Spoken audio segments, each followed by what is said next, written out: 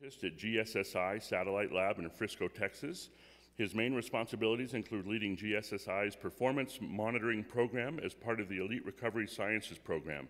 He co-leads GSSI's technology program, contributes to research, and helps manage GSSI Frisco operations. Prior to joining GSSI, he was an assistant professor at the University of Montevideo in Texas A&M Commerce. During his time in academia, he taught various courses in the area of nutrition, applied and clinical physiology.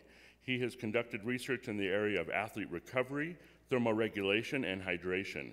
He has earned his bachelor's and master's from Western Kentucky University in exercise science. During his time at Western Kentucky, he worked in the area of strength and conditioning with a variety of individual and team sport athletes. In 2009, he graduated with his PhD from the University of Alabama in human performance. Please join me in welcoming our speaker, J.K. Davis.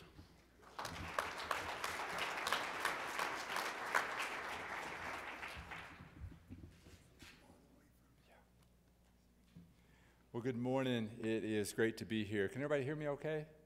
All right, perfect.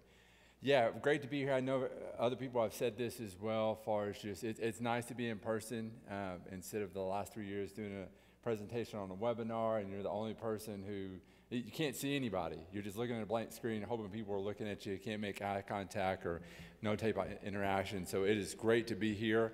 Today we're going to be talking about as far as how can we optimize recovery. So not look at it from just a passive standpoint, but what can we do actively as far as with our athletes. So really excited, love this stuff as far as love athletics, talking about recovery, anything as far as with athletes. So let's jump in. And before we do, just want to just share just a few disclaimers. Obviously, Gatorade Sports Science Institute is a division of PepsiCo and a few other disclaimers as well. But what we're going to look at today is talk about as far as what is recovery. So that's kind of first thing, really kind of defining it. And then we're going to kind of camp out on what are the foundations of recovery. So sleep and nutrition being the foundational component. And we'll talk quite a bit about this. You think about as far as with athletes, a lot of times we'll work with, and it could be from high school to collegiate to professional athletes. All athletes want an edge, right? What's that edge? A lot of times they look at almost kind of the small parts, whether it's like supplements or this or that. How can I get that edge? But they don't even focus on the foundational elements. So that's what we're really going to cover quite a bit as far as the sleep and nutrition. And then we will look at supplemental strategies as far as recovery modalities and then also supplements. And then finally, we'll wrap up with athlete monitoring.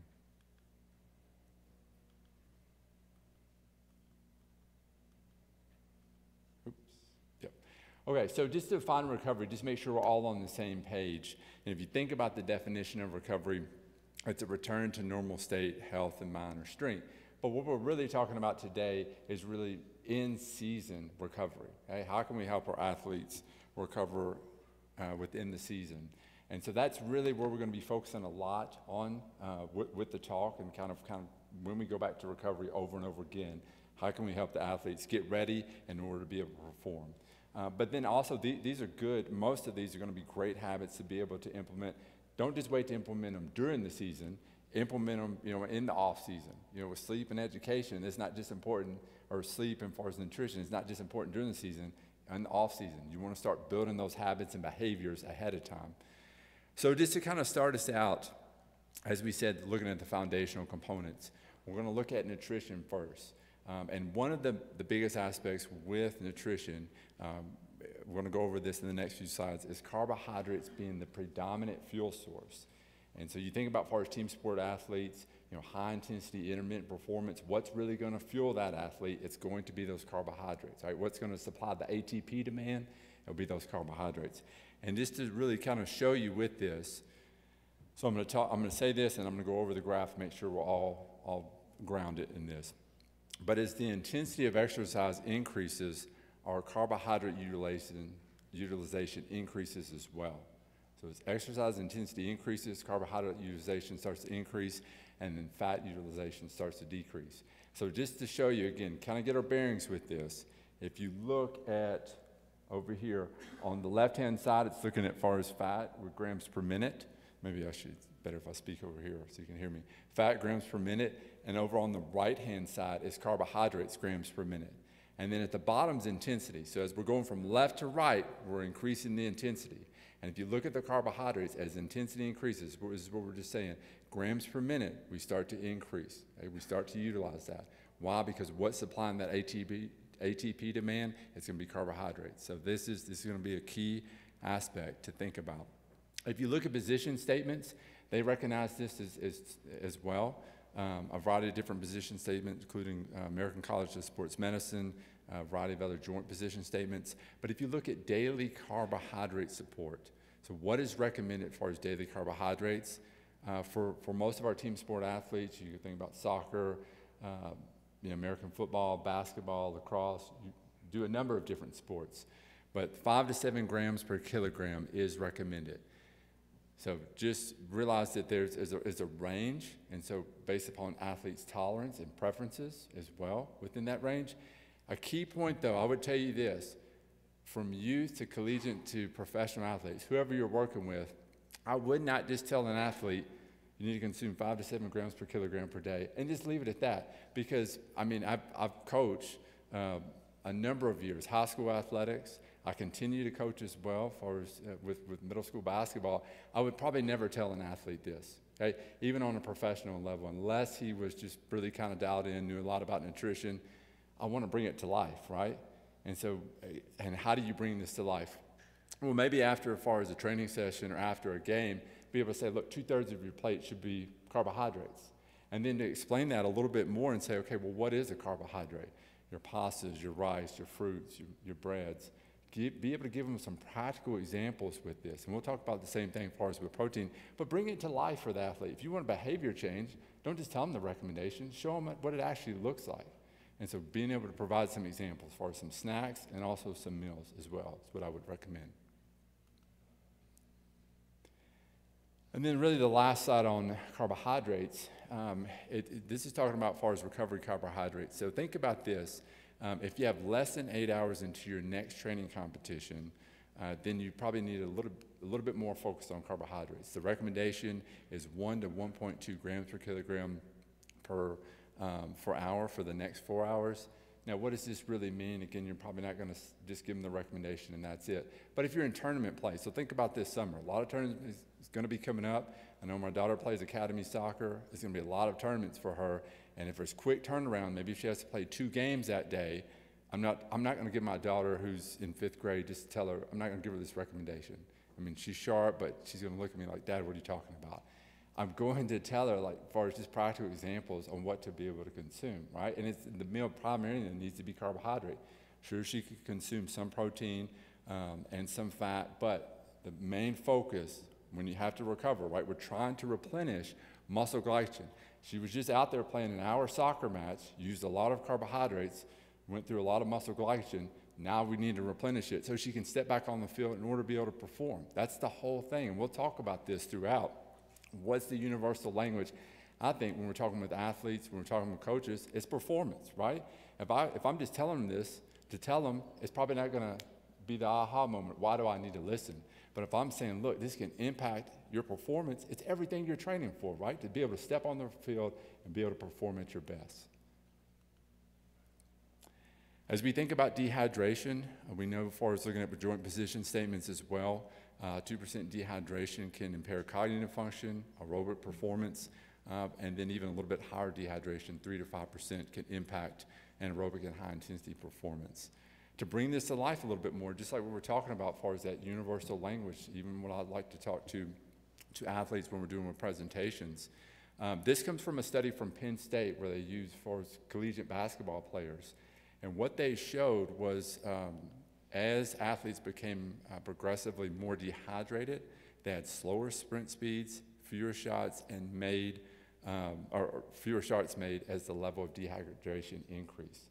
Again, that's speaking that universal language. Why should I care about that? Because it could impact your performance, right? You've been training all this whole time to be able to step on the field, be able to step on the court, be able to perform at your best. So let's do that even with our nutrition. If you think about this as far as athletes and how well do they hydrate, how well do they always step on the field, step on the practice court, hydrated, and you can use multiple examples. You could go from I mean, we could pull research from high school, from college athletes to professional athletes, and what we see is most athletes are not always doing a great job. So this first study comes from Volpe in 2009, and they looked at 263 Division I athletes, pre-practice hydration status, and so 66% had a USG of greater than 1.020, indicating the athletes was dehydrated. And then this is also looking at college basketball players, but this comes from a study from the University of Oklahoma, Dr. Heisman, who works with the University of Oklahoma basketball team. So he was with them for 2 years, and what he showed was systemic hypohydration of collegiate basketball players over 2 seasons.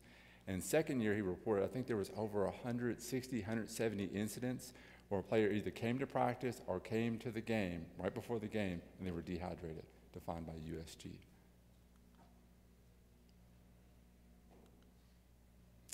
We know sodium is important, so whether you're getting sodium in a fluid or if it's sodium in food, either way, just being able to get some type of sodium in, especially right afterwards, to promote recovery.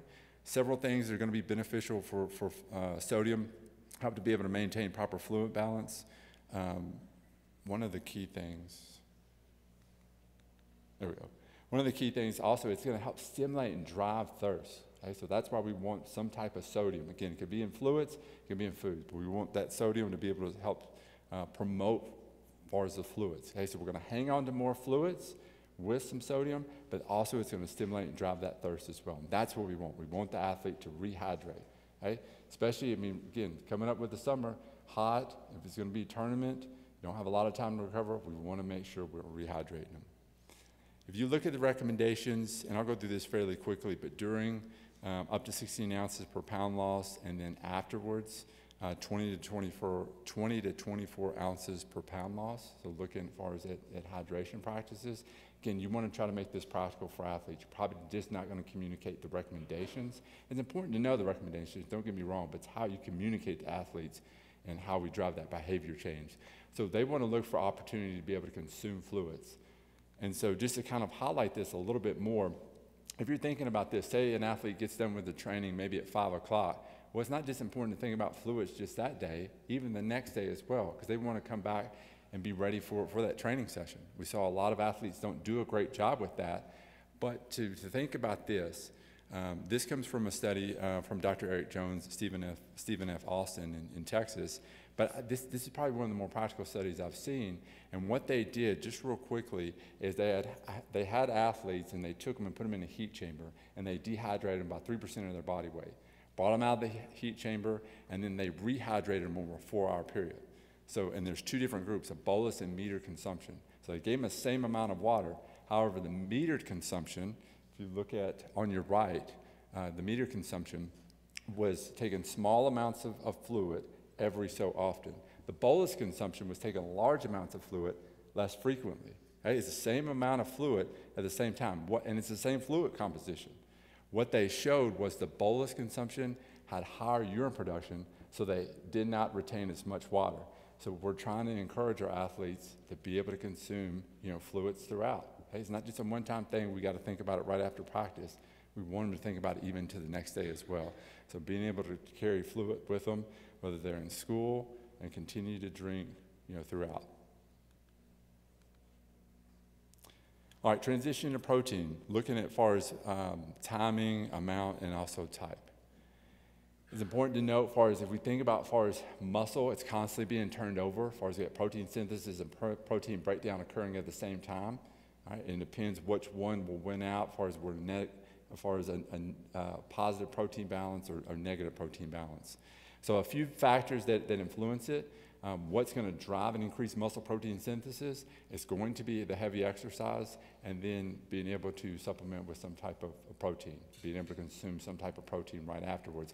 What's going to have a negative effect on muscle protein synthesis is as far as lower energy expenditure, and then also alcohol as well. If you look at the guidelines as far as protein recommendations, the RDA is 0.8 grams per kilogram per day.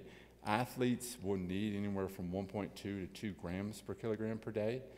And you'll see some position statements say 1.2 to 1.7. kilograms per day. Again, we'll talk about what does this look like, trying to break it down practically for the athlete, but just to show and share those recommendations. So how much protein does an athlete need afterwards? This is a question researchers have been looking at for a little while.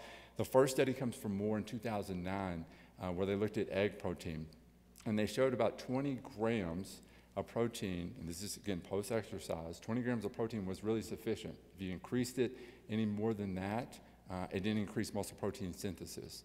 But with this study, so they brought athletes in, they were fasted, and were doing resistance training protocol, and then they consumed protein. Fast forward a little bit later with Dr. Oliver Witter from the UK in 2014, he showed the same thing. But what he did with this study, he fed athletes a meal in the morning, and then he had them do resistance training and then consume protein. So try to make it a little bit more practical to see if we get the same results, and he did show the same results. If you do look at it as far as the 20 versus 40 grams, it looks visually different. Statistically, it was not significant different.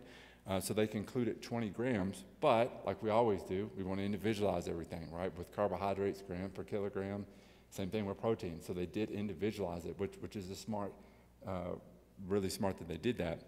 If you look at the protein recommendations, individual protein recommendations, so right after that training, right after that competition, it's 0.25 to 0.3 grams per kilogram. Again, how do we bring this to life with an athlete? Because I'm not going to tell them that. So if you think about this, March Madness is going on, using a basketball example, but if we got a center, so we got our big man, 260 pounds, and then say on the right-hand side, we've got our point guard, 185 pounds, and we're supplementing with 0.3 grams per kilogram, 35 grams for the big man for our center, and then also 25 grams for a point guard. So it's going to be different, right? It kind of makes sense, right? The guy's a little bit bigger, would probably need a little bit more in order to recover. So you could end up saying, keep it simple for him, 30 to 35 grams, from a recovery aspect, 20, 25 grams probably for a point guard. So thinking about as far as type of protein, a few different things we want to think about as far as we want it to be complete proteins, ideally, rapidly digested and absorbed. Again, this is post-training, post-practice, post-competition, and we like it to be rich in leucine. To illustrate this a little bit more, this comes from a study from Tong in 2009. So if you get your bearings with this, the left-hand side, as far as the vertical aspect is looking at protein synthesis, and then our horizontal aspect is looking at as far as whey, casein, and soy protein. And let me back up just a second. These gray bars are what's happening at rest if we consume protein. And then the green is what happened in post-exercise when we consume protein. And what the authors had shown that whey protein, we get a higher muscle protein synthesis as compared to casein and soy. And what's the reason for that? It's what we just covered. So whey is going to have complete protein. It's going to be rapidly digested and also high in leucine. So what's the deal with leucine? Why is that important? Well, it's acting as a molecular mechanism to help stimulate and drive muscle protein synthesis. So research has shown it is an important component. If you look at casein, it's going to be a complete protein. It's going to be high in leucine, but it's not as rapidly absorbed. That's why it makes a great nighttime protein, so it's slowly digested. And then soy, complete protein, rapidly digested, but doesn't have as much leucine. And then from a protein timing throughout the day, it's the same note we kind of keep hitting on with carbohydrates. You want to consume carbohydrates, right, throughout the day. With each meal, you want to make sure you're hydrating throughout the day, not just kind of a one-time occurrence. We want to think about hydration throughout. Same thing with protein. And so if you use this hypothetical example with protein timing, this is probably what we wouldn't want to follow, ideally, a skewed protein timing. So consume some in the morning, a little bit more at lunch, and then probably a bigger consumption at night. It may be what you see with your athletes, where it's maybe just not as balanced. This happens on every single level when we talk to a variety of different dietitians. What we would like, and what research really supports, is a more even consumption of protein throughout the day. So the recommendations are to consume protein every 3 or 4 hours, probably a little bit more practically, maybe every 4 hours. Consume that and make sure it's spread evenly throughout the day, because that actually helps support muscle protein synthesis better, and then regenerating that muscle, helping to recover. And then final notes on protein. If you look at nighttime protein, a lot of work's been done out of the Netherlands by Dr. Luc van Loon. what their research group has shown is nighttime, 20 to 40, realize 40 is quite a bit, but even if it's just consuming something before you go to bed, that helps with helping the muscle to recover, some type of snack. And this is where I was just saying, as far as with carbohydrates, bring the practical example to life. So this would be a breakfast. What does this look like? A couple slices of bread, jelly, some eggs, some milk. It's getting you some carbohydrates, it's the main thing, and then also some protein as well. And this is an example, you could use it for that point guard. Oops.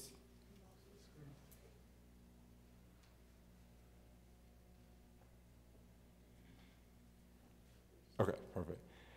And then providing them a snack. Now, I would provide them multiple examples. Again, how do you bring this to life?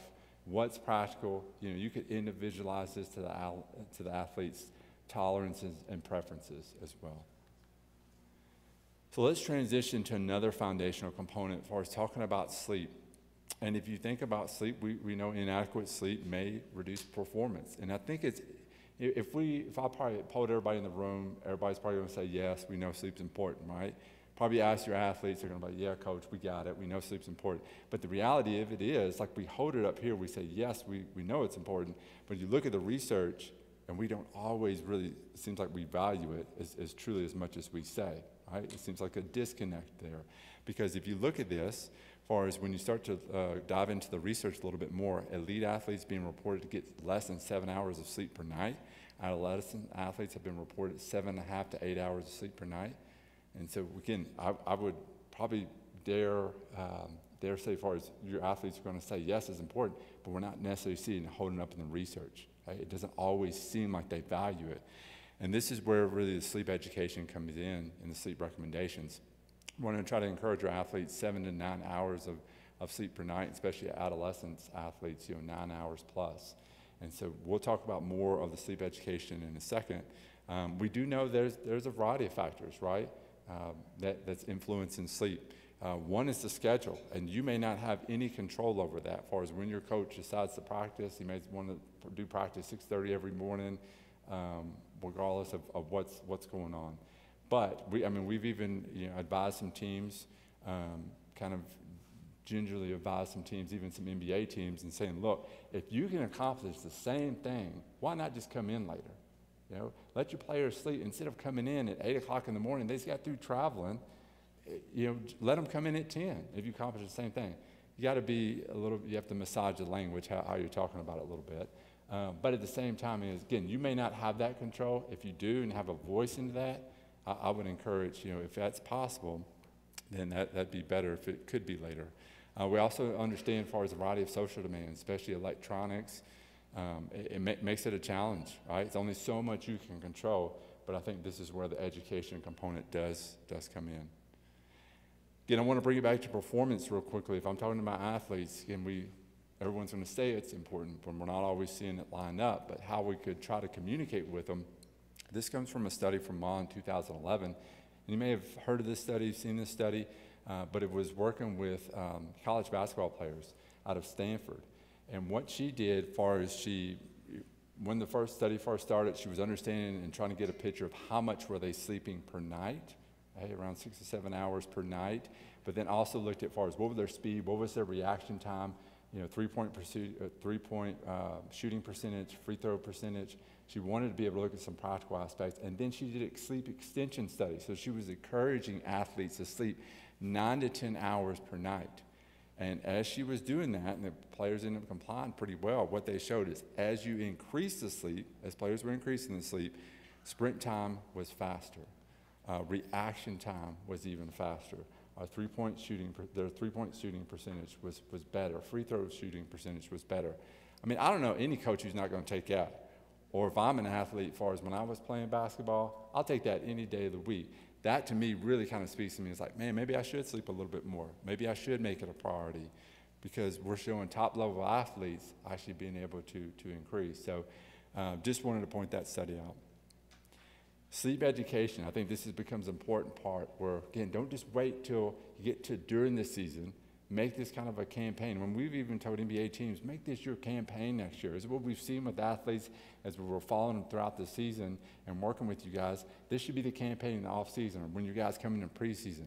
Start to think about how you're going to communicate it. It doesn't always have to be super long-winded either. I mean, we'll work with some NFL teams and they'll say, look, we're not going to have these guys' attention that long. And so we're going to try to do little snippets, 10 to 15 minutes here and there. What can we do to kind of remind them? But we still want to make this important and kind of champion this. So just a few things as far as one, we want it to be a dark room, cool and comfortable, consistent sleep and wake pattern, ideally. If you're working with high school athletes, they may have a consistent wake times. They've got to get up for school and be there. But the challenge is developing consistency in when they go to bed, right? That's probably the biggest hurdle right there. So a consistent bedtime routine. We talk about sleep hygiene. We want to be able to inform a really good routine. We're going to bed at the same time each night, and we start to do our routine consistently. And that's what the recommendations are saying. That's what sleep experts. We work with Shona Halston, who was at the Australian Institute of Sport for years, and really kind of regarded as one of the foremost experts in the field for recovery, for athlete recovery, specifically with sleep. And this is what they recommend. So you look at it on paper, you think, oh, that doesn't seem like, it doesn't just jump out at you and grab out. But this is where we're saying, if athletes can get really good at the basics, sleeping, prioritizing sleep and nutrition, this is the key fundamental edge. If you want to edge, start to do the basics really well. And then last thing I'll mention for is naps. More kind of a power nap. We also want to make sure you're not taking naps later in the day as well, because you don't want to ultimately impact your sleep at night. And this is where this is coming from a variety of different review articles. We're saying sleep education, especially talking about sleep hygiene, so that consistent bedtime routine has been one of the most impactful ways to influence sleep. Okay, so we're going to transition a little bit to more of kind of supplemental recovery aspects or recovery modalities. We'll go through that fairly quickly, and then supplements, and we'll get to the training as far as athlete monitoring. If you look at modalities, as far as, again, recovery modalities, there's a number of modalities I'll list up here. Probably some of the most that have consistent support behind it within the research. The first one you see, hydrotherapy. So whether it's cold water immersion, if it's a contrast bath, so rotating between hot and cold, a minute with cold, a minute with hot, you can rotate quite a bit of players. Again, I don't know what everyone's facility looks like. That may not be realistic. It may be realistic. If you're using cold water immersion, again, working with some of the leading experts, and we just published a review on this back in December, talking about basketball players, how do basketball players recover. It's going to apply to the same team sport athletes. But a cold water immersion, ideally, if it could be up to their neck, that'd be ideal. I realize that may not be as practical, but even if it's lower body submersion, that's fine. That can help promote recovery. Compression garments, if an athlete can wear compression garments, right after that training, that competition, especially even if you want to say right after that competition, it can be beneficial to help promote recovery. Even if they want to wear them during sleep, as long as it does not impact sleep, that's fine. And then manual massage. A lot of the research has shown manual massage, so just thinking about massage therapy, is more the benefit from a perceptual standpoint, which is still a benefit. Like if my athlete feels better, more recovered, I'll take that any day. And it doesn't have to be a long massage. If you look at the research, it can be anywhere from 5 to 12 minutes, what the research is saying is compared to a longer massage. And then foam rolling. Maybe foam rolling is what you have and really kind of the most practical. There's not as much research behind it, but again, if it's helping an athlete feel better, more perceptually recovered, then I would encourage it. Dietary supplements, just make a few points with this real quick, is that supplements do not need to be proven safe or effective before entering the marketplace. Good manufacturing practices are difficult to enforce, and supplements must be proven unsafe before the FDA can require it be removed from the market. So just to point that out up front, here's some supplemental resources. Happy to send this slide through, or I'll have my email at the end, or feel free to take a picture of this as well. But just trying to point you to some supplement resources. Real quickly, we're going to go through a few different supplements, omega-3, vitamin D, and then tart cherry and curcumin. If you look at omega-3, it's been shown to reduce inflammation, which is a good thing in promoting recovery. I put muscle protein synthesis, that's probably not the main thing as far as if you have an inadequate protein intake, then omega-3 can play a role in helping increase muscle protein synthesis. But say, go back to that point guard, for example. If he's taking 25 grams of protein, the omega-3 is not going to drive muscle protein synthesis anymore. But omega-3 is definitely a key factor. Vitamin D helping to reduce inflammation, muscle function, improve muscle function, and also help support the immune system. And then polyphenols, as far as if you think about as far as tart cherry, curcumin, help to reduce inflammation. I'll go over these a little bit more. And then also help with muscle soreness, potentially sleep as well. With omega-3, just to kind of point out a study that we did not too long ago, and I think this is really where you have to think about as far as what are your athletes doing? Instead of just saying go supplement, what are your athletes doing?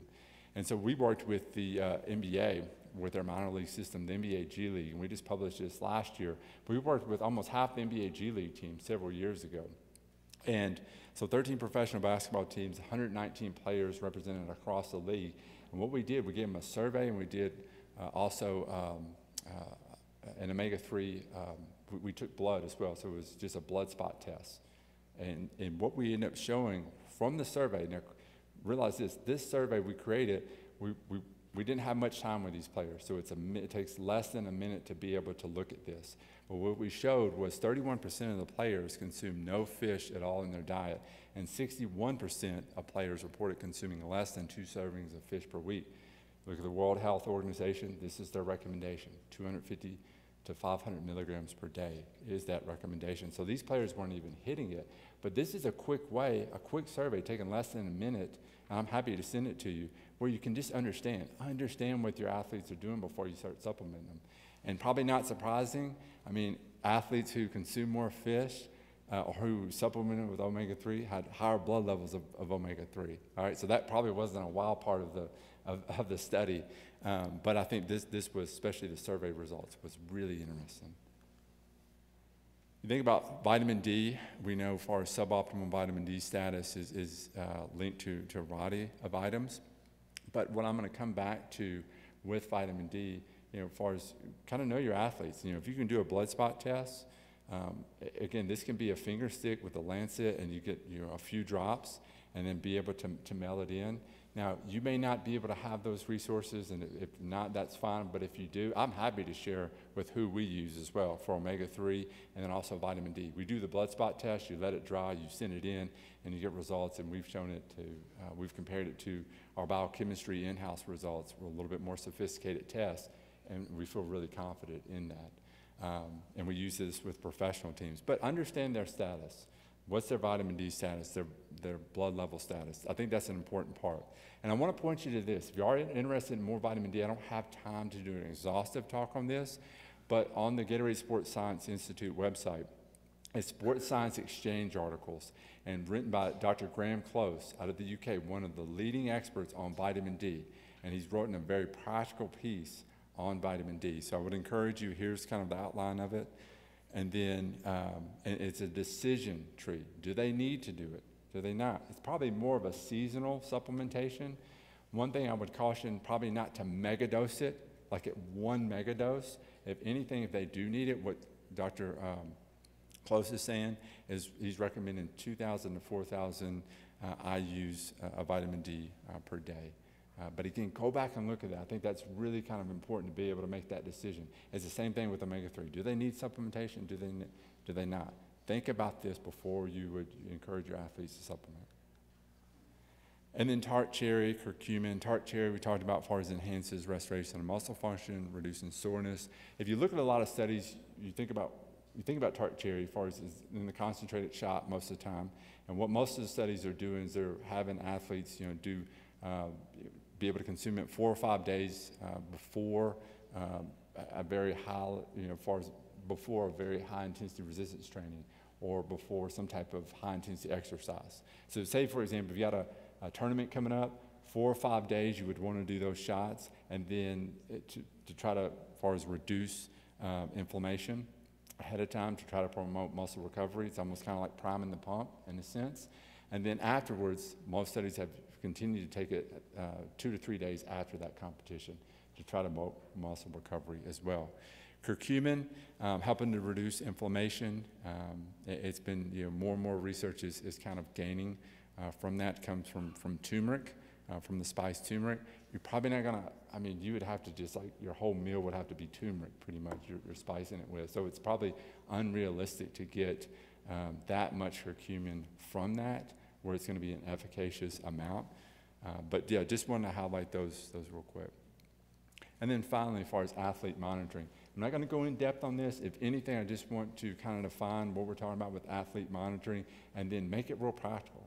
How can you keep this simple? We went all over a lot of information, but how can you keep it simple for your athletes to try to change behaviors?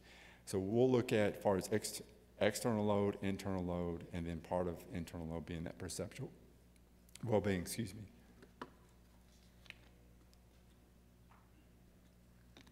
External load is looking at far as distance, speed, duration.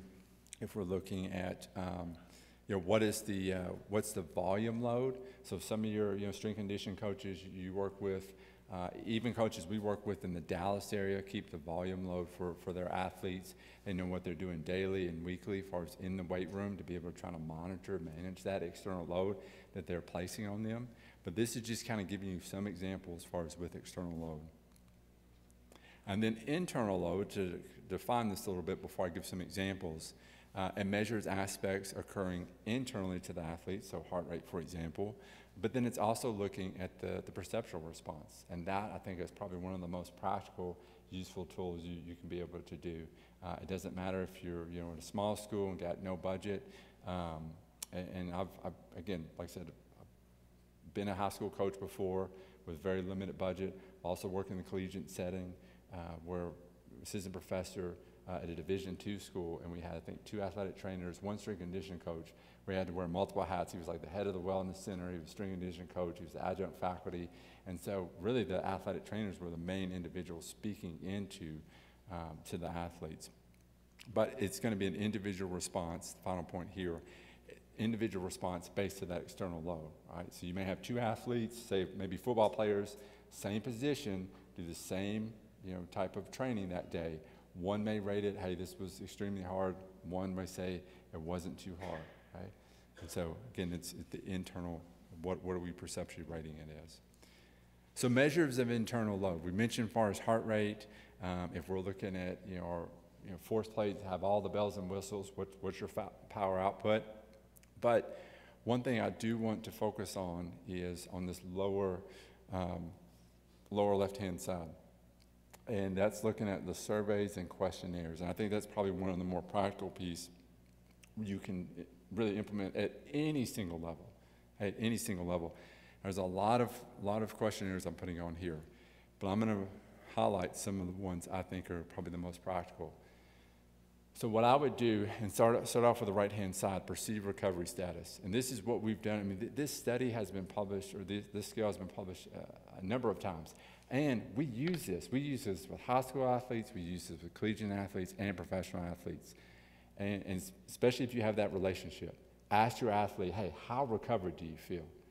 Let me know on this 1 to 10 scale, or for a 0 to 10 scale, how recovered do you feel? And that's a huge aspect of it. And then this is where you can kind of get to the problem solving. And so this is as far as looking at daily wellness screen. It would hardly take any time for your athletes. I don't care if you're dealing with a football team, basketball team, whatever team you're dealing with, you can look at and get these feedback really quickly. So daily wellness, energy, sleep, how was your sleep last night? What's your muscle soreness today? And then what's your perceived stress? Now you can start to problem solve a little bit. If this athlete's not that well recovered, and they probably should be recovered, well, what's going on with their energy? Right? So if you're seeing most of the team being pretty well recovered, and you start to dig into it, it's like, well, how's your nutrition going? If it's not that good, that could be an area, really an opportunity area to have further conversations with your athlete. If you didn't sleep in that good, what's going on? We're noticed, with these, just quick check-ins, you haven't slept that good this week. Well, what's happened? A lot of tests, stress. What could it be? That's where you start to problem solve, and that's what we do. When we go work with teams, we try to act as problem solvers and highlight opportunities for the influencers we're working with. So it could be a dietitian, strength and conditioning coach, athletic trainer. Well, we try to say, hey, look, we've got some evidence to indicate, and we're not saying it that way, we're not writing a manuscript, but we'll say, look, we're seeing this with some of the surveys, is that, look, this player is probably not recovered as he should be. What's going on? That's where you start to problem solve, and that's where you start to really try to help your athletes. Again, the whole thing we're pointing back to is how can we help that athlete perform? How can we get them ready? And so if you're one of the main voices, I would encourage you, keep it simple. Do some education around as far as carbohydrates. Do some education around nutrition, sleep. And then if you can do any type of screening like this, again, it doesn't have to have all the bells and whistles. It doesn't have to be fancy. We're trying to understand what the athletes is doing and really kind of hit on those foundational components. Last thing, and then we'll really close, I think the last two slides. We know the external load can influence internally how we're feeling, right? And there's a variety of influencers on that: nutrition, hydration, environment. We went over that, but ultimately that can impact, right, and influence performance. And there's a number of different things that's going to impact recovery, and these are just some of them. But ultimately, I want to close there. Thank you for your time, and open it up now for questions.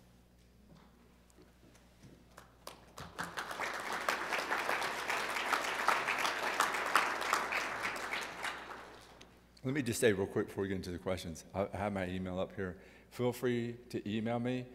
If I can't answer it, we've got 32 scientists on our teams. I'm happy to point you to someone who could be able to give you an answer. But anyway, I'll go ahead and allow for Q&A time.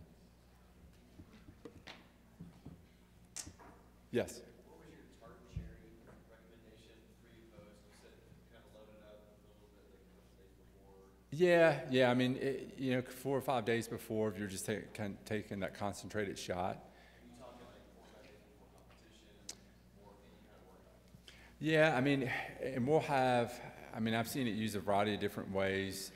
We work with teams in the NBA who just constantly just say it's available to you because we know recovery is so important throughout the year. So you can just take a shot daily. I guess if you wanted to be a little bit targeted, using this summer, for example, if you got a competition, say if you got a big tournament coming up and you're really trying to promote recovery, every team's going to be dealing with a recovery issue and you're trying to gain a competitive advantage, I'd probably do it 4 or 5 days before the competition, just taking that concentrated shot, and then take it 2 to 3 days afterwards to try to help promote muscle recovery. Yep.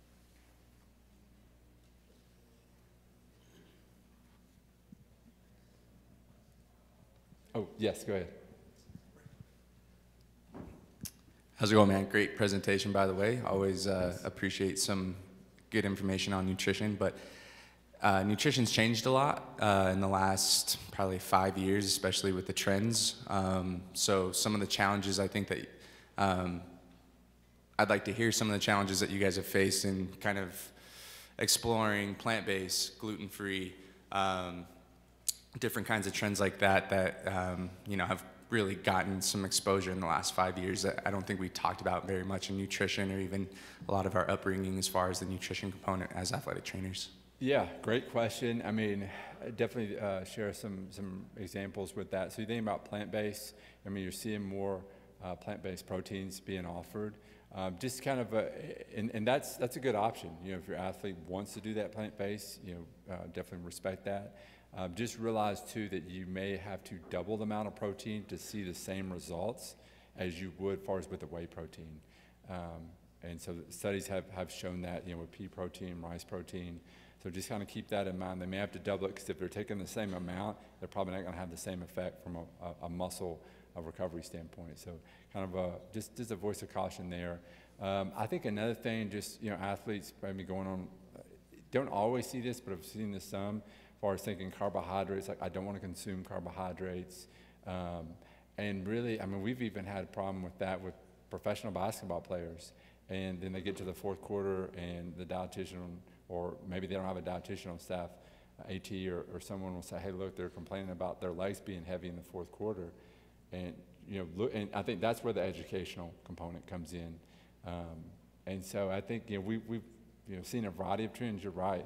It's challenging, but it comes back to, I think a lot of it you can kind of come back to, what's the demand of the sport? And for sure, you can be able to adjust based upon tolerance and preferences of that athlete. For sure, you can make those adjustments, but certain things, Again, ultimately, we're after performance, right? So how can we kind of balance that so where we can drive performance, but yet still respect their tolerance and preferences, and in such a way where it doesn't have a diminished effect on their performance. At the speaker stands, do y'all want to have questions? Oh, you're handing out, okay, okay. Any other questions? Well, look, I was going to say, feel free to, again, email me, or I'll stick around just for a little bit. But yeah, if you have questions, it's what we're here for. Trying to be as practical as possible, and ultimately just want to help the athletes. That's what we're passionate about. It's what I'm passionate about personally. On behalf of the RMATA, I want to thank Dr. Davis for speaking for us and for speaking to us. There you go.